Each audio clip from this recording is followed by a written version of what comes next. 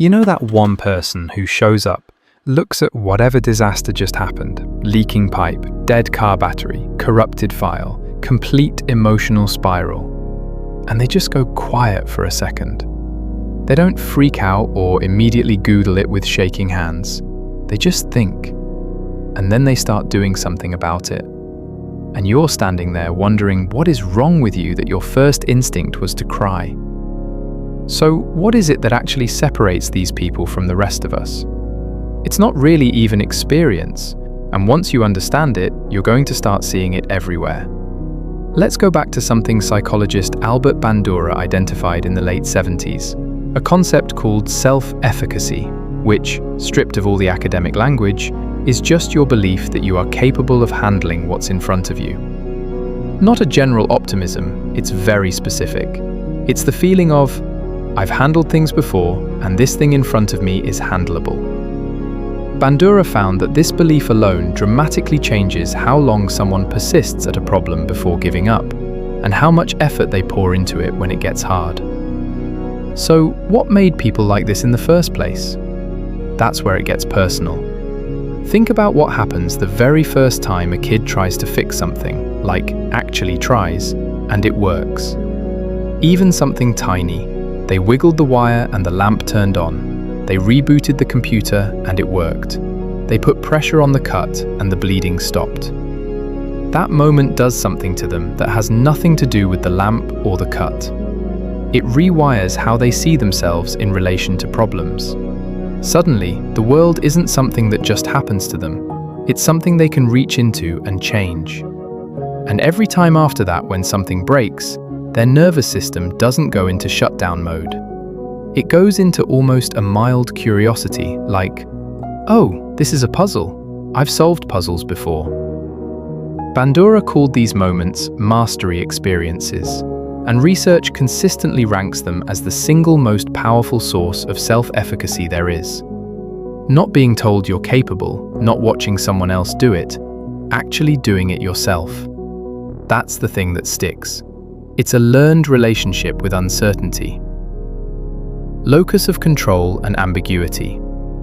Julian Rotter spent years studying what he called locus of control, the degree to which a person believes their own actions determine outcomes rather than luck or fate.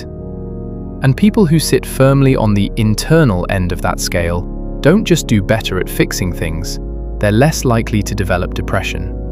They cope with stress in ways that don't involve completely dismantling their lives. They persist longer. The sense that your effort actually matters is apparently one of the most protective psychological traits a person can have. But most of these people were not born this way. It started from very specific moments, usually in childhood, where someone either handed them agency or left them no choice but to find it themselves. Now, a part that's quite surprising, because it looks like confidence from the outside, but it's actually something else entirely. When a fixer walks into a broken situation, they are not certain it will work out. They're not carrying some magical guarantee. They feel the same uncertainty you feel. What's different is that the uncertainty doesn't feel like a verdict to them, more like a starting point. There's a psychological construct for this: tolerance of ambiguity. The ability to sit inside a situation where you don't yet know the answer and not completely fall apart while you figure it out. People who struggle with ambiguity need resolution fast. They need to know it's going to be okay right now. And when they can't get that reassurance, the anxiety takes over and they freeze. The fixer in your life, somewhere along the way, they learn to be okay in that uncomfortable in-between space. The two types of fixers. I want to be honest about something because I think this video would be doing you a disservice if I didn't mention it. Some people who know how to fix everything, and I mean everything, emotionally, practically, logistically, sometimes are not doing it from a place of strength. The coping mechanism. Some learned to fix things because it was how they earned their place.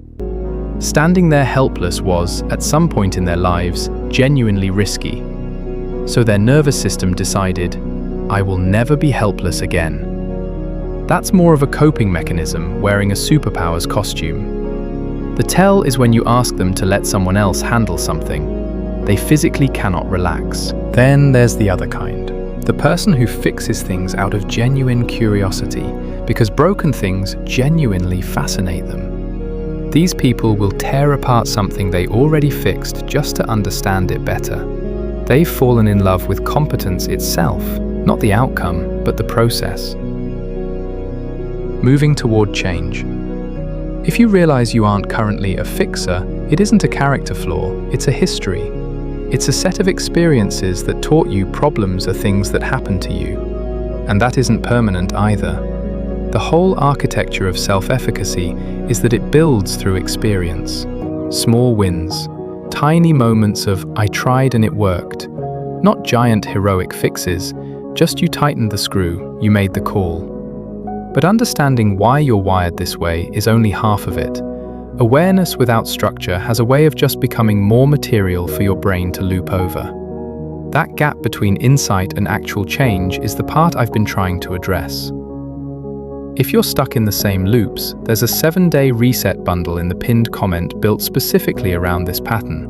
Overthinking, emotional blocks, and building consistent follow-through.